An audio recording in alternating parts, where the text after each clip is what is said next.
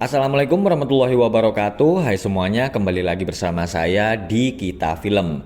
Di video kali ini saya akan membahas alur cerita film horor Indonesia yang berjudul Perempuan Bergaun Merah. Tapi seperti biasa ya, sebelum kita menuju ke alur ceritanya, jangan lupa subscribe dulu buat teman-teman yang belum subscribe ya. Dua orang perempuan sedang bersiap-siap akan pergi ke sebuah pesta. Mereka adalah Dinda dan sahabatnya yang bernama Kara. Tidak berapa lama, Rosa dan cowoknya yang bernama Gary lalu datang. Mereka ternyata juga mengajak teman mereka yang lain. Mereka itu mau nge-fly dulu sebelum berangkat ke pesta. Salah satu dari mereka kemudian berusaha memperkosa Dinda di kamar mandi. Beruntung Dinda berhasil kabur. Keesokan harinya, Ibu Kara yang bernama Bu Lydia pulang dan melihat apartemennya dalam kondisi berantakan. Dia lalu menuju ke kamar Kara, tapi ternyata Kara tidak ada di kamarnya. Bu Lydia kemudian menelpon Dinda untuk menanyakan keberadaan Kara, tapi Dinda tidak berkata tentang apa yang sudah mereka lakukan semalam. Kara telah menghilang. Cowoknya yang bernama Putra lalu bertanya kepada Dinda soal kejadian malam itu, tapi Dinda tetap tidak mau bercerita tentang apa yang telah terjadi. Bu Lydia mendatangi seorang paranormal yang bernama Nenek Wong untuk menanyakan keberadaan Kara. Nenek Wong kemudian melakukan ritual penerawangan. Dia lalu berkata kalau Kara sudah mati. Dinda tinggal di kontrakan bersama adiknya yang bernama Ari karena kedua orang tua mereka telah meninggal. Dinda pergi ke apartemen untuk menemui Bu Lydia yang sekarang kondisinya sedang sakit karena terus memikirkan anaknya. Dinda heran saat dia melihat Bu Lydia sedang berdoa untuk arwah Kara karena sampai saat ini keberadaan Kara masih belum ditemukan. Bu Lydia memohon agar Dinda mau menceritakan semuanya, tapi Dinda masih tetap tidak mau bercerita. Dinda mendengar suara Bu Lydia yang menangis di dalam kamarnya. Dia lalu lari ketakutan karena Bu Lydia marah-marah dan mengancamnya. Di jalan, Dinda bertemu dengan Nenek Wong. Dia heran karena Nenek Wong berkata kalau ada seseorang yang berdiri di sebelah Dinda.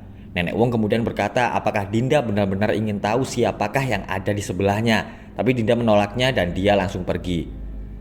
Cowok yang berusaha memperkosa Dinda waktu itu bernama Wisnu. Saat akan ke kamarnya, dia melihat ada perempuan misterius bergaun merah yang selalu muncul di setiap lantai. Saat akan keluar lift, hantu itu menarik kakinya dan akhirnya Wisnu mati karena kepalanya terjepit pintu lift.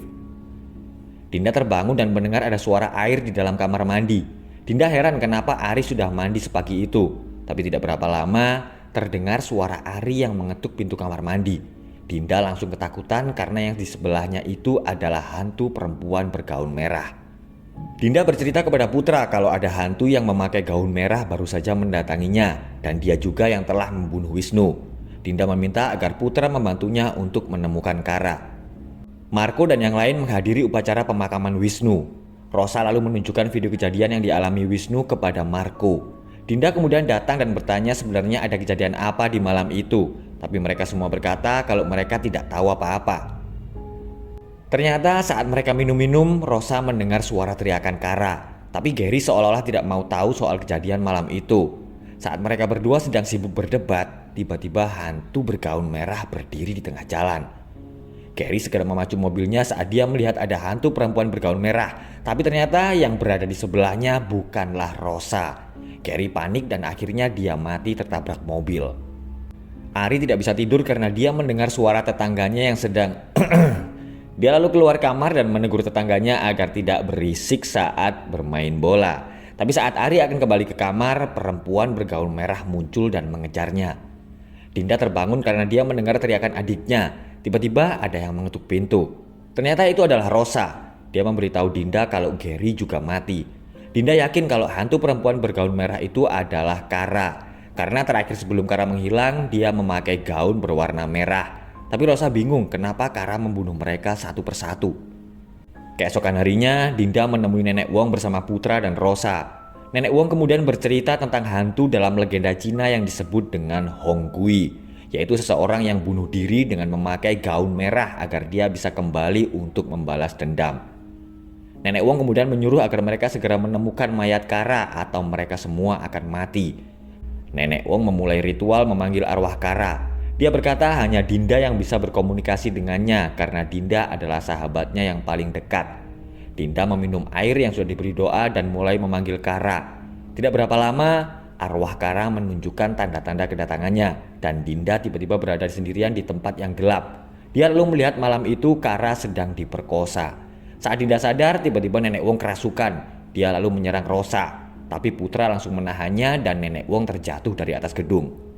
Dinda dan Putra pergi ke tempat Kara untuk mencari petunjuk. Mereka heran karena pintu tidak dikunci dan ruangan dalam keadaan gelap. Dinda dan Putra lalu menuju ke kamar Kara dan melihat Bu Lydia sudah mati bunuh diri dengan menggunakan gaun merah. Di perjalanan, Dinda berkata kepada Putra kalau saat di tempat Nenek Wong dia melihat Kara diperkosa oleh Marco. Rosa sedang dirawat di rumah sakit. Dia lalu ketakutan saat Kara menelponnya. Tiba-tiba hantu perempuan bergaun merah muncul dan menghabisinya dengan sadis.